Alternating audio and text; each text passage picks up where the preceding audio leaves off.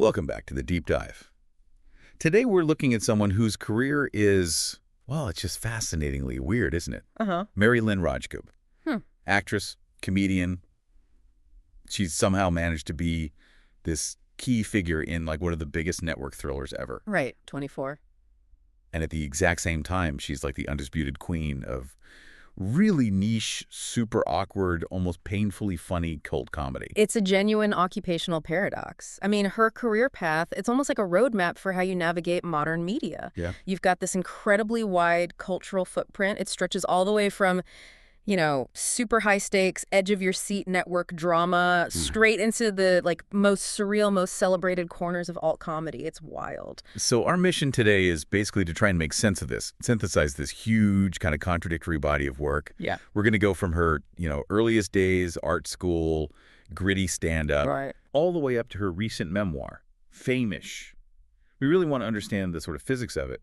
Yeah. How does she pivot between these completely different worlds so seamlessly, often without missing a beat? Well, you almost have to start by just acknowledging the two poles of her fame, right? The two characters people overwhelmingly know her for. Okay. And they couldn't be more different, No. polar opposites in tone, style, everything. Yeah. On one side, you have the super serious, hyper-competent CTU analyst Chloe O'Brien in 24. The ultimate reliable tech person. Exactly. And then on the other side, you've got Gail the Snail from It's Always Sunny in Philadelphia. Gail. Yes. Just utterly repulsive, often literally spitting. But somehow beloved. It's bizarre. Okay, let's unpack this then. How does one actor manage that? Yeah. How do you maintain credibility, artistic integrity while you're existing in the sterile high-tech basement of CTU, desperately trying to save Kiefer Sutherland, and simultaneously inhabiting the grimy, morally bankrupt world of the gang where your character is basically celebrated for being disgusting and like a financial leech? It's more than just range, isn't it? It totally is. It's like a master class in identity management or something. Well, to really get that range, I think you got to look at where she started. Her background is very Midwestern. Okay. Which I think is actually kind of key to her whole delivery, that grounded, almost deadpan thing she does. Yeah, that makes sense. So specifics. She was born June 22nd, 1971 in Detroit. But she grew up in Trenton, Michigan, which is just south of the city. And the family background is pretty classic working class, right? Exactly. Her dad, Tony, was a pipe fitter. Her mom, Betty, was a pharmacist's assistant. So not exactly the environment you'd immediately think would produce this kind of avant-garde comedian. Right. But she was definitely soaking up culture. There's this one detail that always jumps out from her early life. What's that? Her childhood inspiration was apparently the TV show Moonlighting. Moonlighting. Okay. Stylized banter, the breaking the fourth wall. I can kind of see a thread there, maybe. The quirky sensibility. Maybe. But what's really unconventional is her artistic path after that. She didn't go the traditional drama school route, not even like Second City or improv initially. No? Her formal training was all visual arts. She went to the Center for Creative Studies in Detroit and then the San Francisco Art Institute. She was trained as a painter. See, I find that detail incredibly telling. Yeah. Because when you watch her comedy, especially the character stuff, Yeah. it's not built on slick one-liners. It's built on physical observation. I honestly think that visual arts training informs her whole style. It's often really physical, awkward, hyper-specific. I totally agree. Think about what a painter does, right? They're not just looking at the subject. They're analyzing light, shadow, negative space, texture, composition, all of it. Good. So when Rajskub builds a character like Gail the Snail, or even that silent role she did in Arrested Development, Right, Heartfire. she's not just delivering lines, she's delivering this fully composed physical presence. It really feels like she's meticulously painting the character with these weird, small, deeply observed details. Yeah, it's less about smooth stagecraft and more about realizing this sharp, visually kind of uncomfortable persona. Exactly. That physical discomfort or slightly unnatural movement that's often central to her comedy, it feels totally intentional. It comes from an artist observing how people hold themselves when they're just a little off. And the way she got into performing fits that kind of quirky path, too. Her very first role, community theater, Uh-huh. Willy Wonka and the Chocolate Factory. She was an Oompa Loompa. An Oompa Loompa, okay. Followed by her first starring role as Raggedy Ann. Wow. Okay, so both roles demanding a lot of costume, a lot of physical commitment. Right. It reinforces that physical nature of her comedy later on. Then came the performer's grind. Early 90s, she moves to San Francisco. Which was a real hotbed then for new alternative comedy voices. Totally. She was cutting her teeth at open mics, developing that really unique kind of dry voice that didn't sound like anybody else at the time. And then, inevitably, the move to L.A. Right, where the real actor hustle starts. The sources mentioned she was waitressing at a Hard Rock cafe. Oh, the classic L.A. actor rite of passage. Pretty much, before she finally broke into TV. But she carried that, authentic working-class observer thing right into the very stylized world of Hollywood. So she gets to L.A., and she finds her people pretty quickly, and it was a very specific group. Yeah, the godfathers of modern American alt sketch comedy. Exactly. She was one of the original cast members of Mr. Show with Bob and David. Okay, for anyone listening who doesn't know Mr. Show, you got to understand, this wasn't SNL. Not even close. This was, hyper-intellectual, deeply surreal, kind of anti-comedy comedy. Hmm? It totally rejected normal sketch structures. It became this foundational text for, everyone from Key and Peele to Tim and Eric. Yeah, absolutely. And Mary Lynn Rajskub was right there in the middle of it. And it's amazing how perfectly her sort of artistic sensibilities fit that show. How so? Well, the show relied so heavily on these really absurd, specific characters, not just broad punchlines. Right. So her visual focus, her commitment to unique characterization, the stuff she honed in art school, it made her totally indispensable in that cast. There's also a little personal tidbit there. Oh, yeah. The sources confirm she was dating David Cross. One half of Bob and Dax. Right, and he introduced her to the show. So it's that classic creative collaboration born from a personal connection. But the exit is kind of dramatic, too. Mm. She left Mr. Show after the second season ended. When they broke up, yeah. It really underscores how intense and intertwined that whole L.A. comedy scene was back then. Okay, so after Mr. Show, she pivots almost immediately to another really high-quality, super influential project. HBO's The Larry Sanders Show? An all-timer. Absolutely. From 96 to 98, she had that recurring role. Mary Lou Collins, the booking assistant, appeared in 18 episodes. That's a tough gig. Larry Sanders was known for that hyper-realistic, often improvised feel. Oh, yeah. You had to be incredibly naturalistic, and you had to hold your own opposite Gary Shandling and Rip Torn. Yeah. So moving from the, stylized absurdity of Mr. Show to the really subtle cringe comedy realism of Larry Sanders. Yeah. That shows incredible flexibility right away.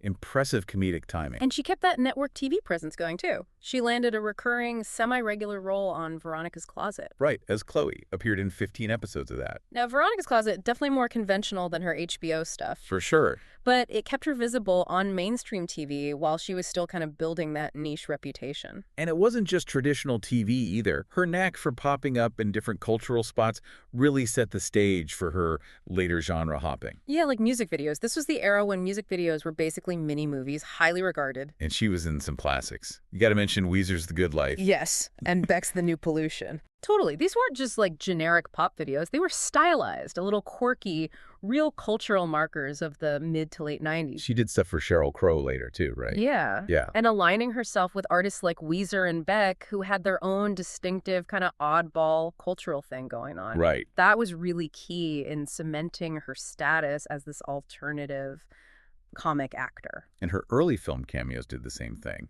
Showed she could steal a scene with barely any screen time. Mm-hmm. Like Friday's Mary and Man on the Moon, the Andy Kaufman biopic. And just a voice role. Female radio caller in The Truth About Cats and Dogs. Small parts, but requiring really specific character work, not just, background filler. So what's fascinating when you look at this early period is she wasn't chasing the typical starlet path, not going for romantic leads. Yeah. It seems like it was laser focused on becoming this indispensable, unique fixture in really influential, high-quality comedy.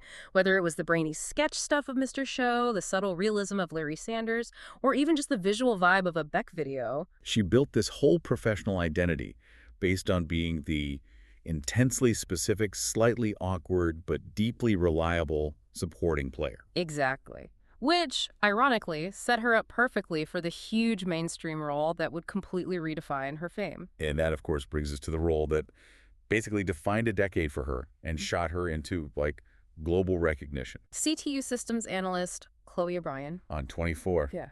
This is the moment the alt-comedy insider suddenly becomes the absolutely essential sidekick in this massive high-octane thriller that millions watched every single week. The jump from surreal comedy to high-stakes procedural is jarring enough, right? Totally. But it's the sheer longevity and the kind of gravity of the role that really sets it apart. She joined in 2003, season 3, started as just a guest star. And I think the key to why she worked so well on 24 is that she played the necessary awkwardness of Chloe. Explain that. Well, Chloe wasn't written to be smooth or charming, right? She was the socially awkward tech whiz, often really blunt, sometimes frustratingly rigid about protocol. Yeah, she could be difficult.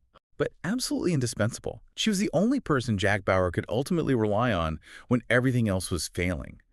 And the fans loved that dynamic. So much so, she was one of the few brought back for season 4. And the showrunners clearly saw that dynamic was crucial. That character provided this really necessary emotional anchor against Jack Bauer constantly going rogue. Right. So Rajskub became a main cast member in season 5.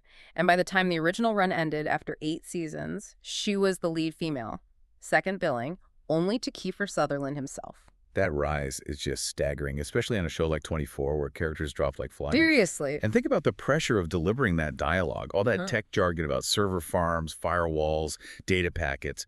She had to sound completely convincing while also conveying the insane stress of the ticking clock. And that's where her acting choices, maybe coming from that visual analytical mind we talked about, really shine. How so? She played Chloe with this intense focus on efficiency, almost like a robotic lack of surface emotion, because that focus was what made her reliable. Right, her loyalty to Jack wasn't shown through big speeches. Exactly. It was shown through just relentlessly getting the job done, no matter the rules or the personal risk.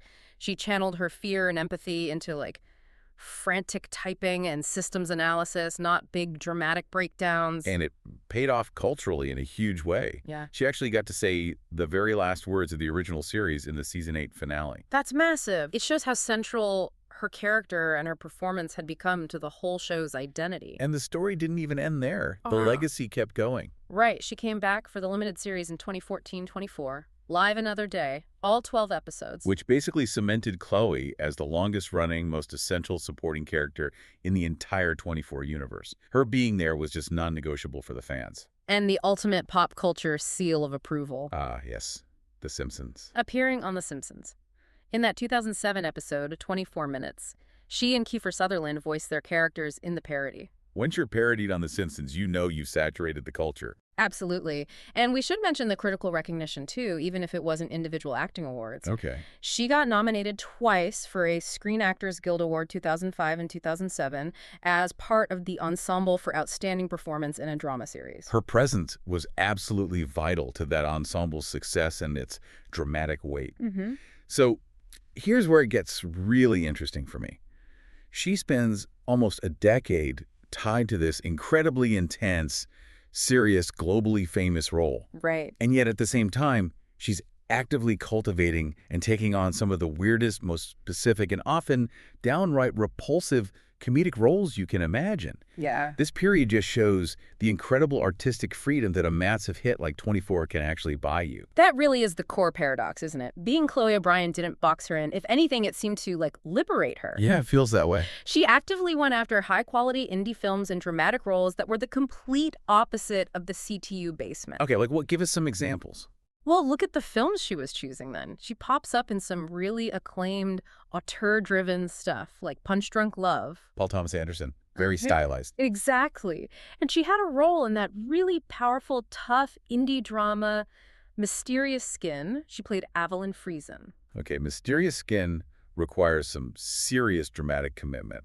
That's a world away from the action dialogue of 24. Totally. It shows she was really dedicated to proving her dramatic range outside the thriller box, and she also landed parts in those key indie darlings like Little Miss Sunshine. As pageant assistant Pam. Yes, and later Sunshine Cleaning, and that cool little time travel comedy, Safety Not Guaranteed. So those film choices, they paint a picture of an actor who's prioritizing like script quality and unique characters over just grabbing big blockbuster paychecks. Yeah, it seems like she wanted to work with interesting independent voices. And her recent work keeps that standard up, right?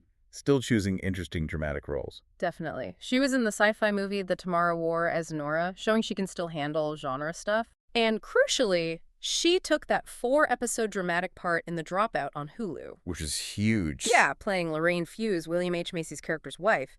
That required portraying a real person caught up in this big medical legal drama. Totally different tone again. Okay, so that's the serious side. But then you pivot, and there's just the sheer fun of the comedy cameo powerhouse side of her career. Oh, yeah. She's the master of those perfect, unforgettable bit parts, often playing like the single weirdest person in the scene that just stick in your head. Totally. Think about Blind Brenda in Road Trip. Oh my God, yes. Just a one-scene marvel of awkward physical comedy gold. Or Zelmina in Dude, Where's My Car? Thea and Sweet Home Alabama. Sarah and Julia, they're all perfect examples of her using that unique kind of off-center comedic persona she built back in the 90s. But nothing captures that sheer, joyful, artistic contradiction more than Gail the Snail. Ah, the Snail. An internet legend in her own right. Living right alongside Chloe O'Brien and the cultural consciousness, it's insane. Gail the Snail from It's Always Sunny in Philadelphia. I mean, it's just pure artistic commitment to grotesquerie. Right. She first showed up in The Gang Gives Frank an Intervention, and the character is just everything awkward, strange, needy, repulsive, often physically aggressive. The spit. She's famous for the spit. And the bizarre physical stuff, the total lack of social awareness. It takes serious confidence as a performer to commit that hard to a character whose whole point is basically to make everyone watching and the gang feel disgusted. Oh, absolutely.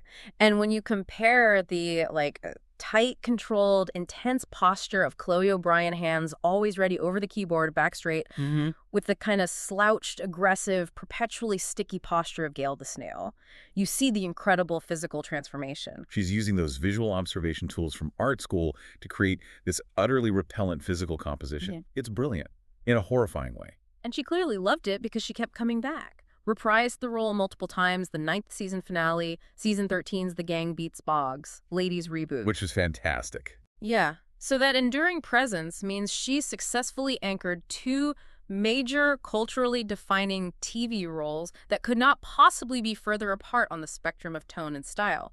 Let's quickly hit some other recurring TV comedy roles, too, because even while 24 was massive, she was still popping up in other great comedies. Right. She played Genevieve Mirren Carter over 5 episodes of Brooklyn Nine-Nine. Which fit her perfectly. Totally. And we have to talk about Flight of the Conchords. Oh, yes. Her guest spot as Karen, the Art Garfunkel fanatic in Prime Minister. That is peak niche comedy casting. It's just perfect for a role that needs that very specific, slightly unhinged intensity hidden under this totally mundane exterior. And finally, her appearance in Arrested Development's 4th season as Heartfire. Yes, which is crucial because it loops right back to her visual arts background. How so? It was a silent role, but really well received.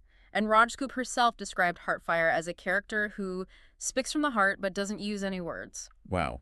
So a performance built entirely on physical presence, visual storytelling, deliberate movement. Pure visual art principles just translated onto the screen. Amazing. And even when the projects themselves weren't maybe top tier. Like Night School. Right, the 2018 movie Night School, she played Teresa. The reviews were kind of middling for the film itself. But Michael Phillips, the critic at the Chicago Tribune, specifically pointed her out. He said something like, "The actors aren't the problem with Night School, the material is." So even in a weaker film, she brings that commitment and quality that stands out. She elevates it. So, okay, she's conquered mainstream drama, indie film, cult comedy. What next? Well, she turned inward, focusing more on writing and solo performance, using her own, unique experiences with fame and just life as her material. Which really shows her commitment to being authentic, doesn't it? Yeah, I think so. The shift really started with her solo shows. Back in 2010, she performed Mary Lynn Spreads Her Legs at the Steve Allen Theater in L.A. Bold title. Very bold. Yeah. And this show was intensely personal, directly inspired by her experiences with pregnancy, childbirth, becoming a mother for the first time. And the reviews noted that boldness, right? The unvarnished tone. Exactly.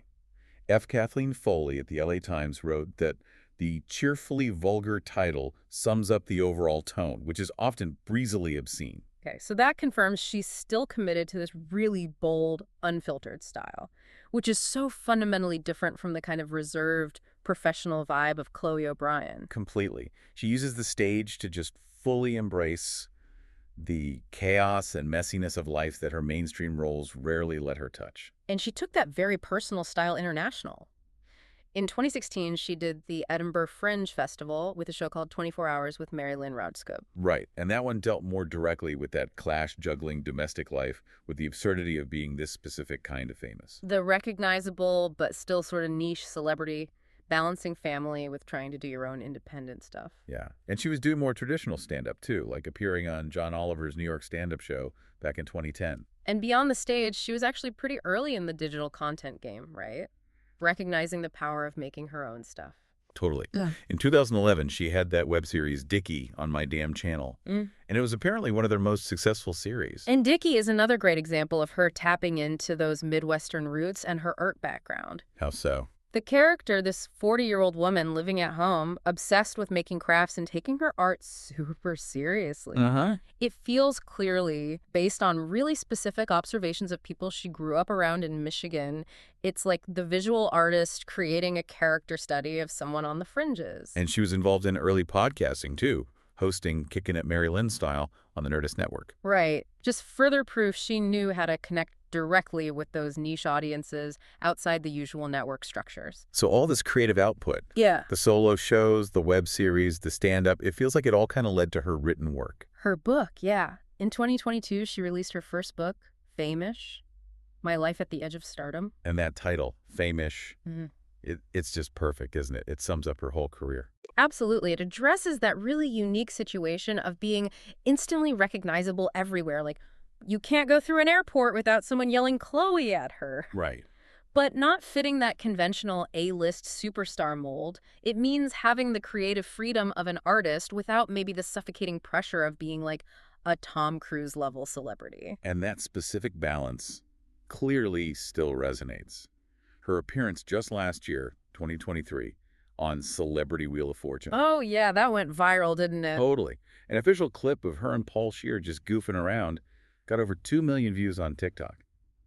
Her ability to connect is still incredibly strong, precisely because she just leans into her own unique thing, even when she's just spinning a puzzle wheel. Yeah. And finally, we should probably touch on some of the personal details she shares, which add to that authentic image. Right. The source material confirms she identifies as bisexual. And her relationship history includes some interesting creative figures. Dated music producer John Brion for 5 years. And the comedian Duncan Trussell. Yeah. And her marriage story is pretty fittingly unconventional, too. Matthew Rolph, the personal trainer. Right. Met him after one of her comedy sets. Started dating. Pregnant 3 months later. Wow. Son born in 2008. And then they had this impromptu wedding in Vegas on August 1st, 2009. Very Vegas. Very comedian. Totally. They were married for about a decade, then she filed for divorce in 2019. But it's clear that whole life story, the ups, the downs, provides tons of material for her really honest, often vulgar comedy about motherhood and just life. Hashtag tag outro, host and expert. So when you put it all together, what an incredible mix of artistic paths. It really is. We've traced her from like the San Francisco Art Institute as a painter to this super specific stylized world of Mr. Show to being the absolute essential female lead in a global phenomenon like 24. And while doing all that, she's pioneering web series, popping up in iconic music videos, and doing this really self-deprecating, deeply honest solo comedy. I mean, if we try to connect this to the bigger picture, her career really demonstrates the huge value of like artistic self-possession. Meaning she built a career on being indispensable, not just interchangeable. Having that distinct, recognizable comedic voice, even when it was awkward or weird, gave her the artistic leverage and probably the financial freedom from 24 to just bounce between these massive commercial things and then really specific niche personal projects, like committing 100% to being the repulsive Gail the Snail. It's an amazing display of professional flexibility. She figured out how to be quiet, intense, and hyper-competent on a huge Fox drama.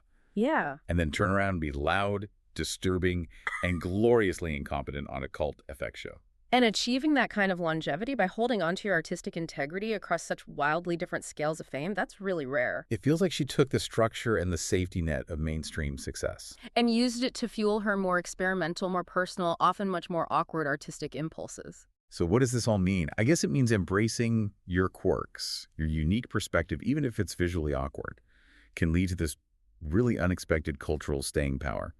influence that goes way beyond what a more conventional career path might give you. Yeah. Mary Lynn Rajskub is kind of proof that success isn't about fitting neatly into one box. It's about owning every single one of your contradictions. Well, totally. And it makes you think, doesn't it, about the complexity of fame now in the internet age. How so? Well, how does that specific kind of fame-ish she talks about in her book, being instantly recognizable for these niche or cult roles right alongside a defining mainstream role, how does that reflect the modern balance between, widespread recognition and personal artistic freedom? That's a great question. And ultimately, which version of her wins out? Which persona, the sharp visual artist, the loyal tech analyst, or the aggressively awful snail, will be the one that history really remembers as defining her legacy? Something to definitely mull over. Until our next deep dive.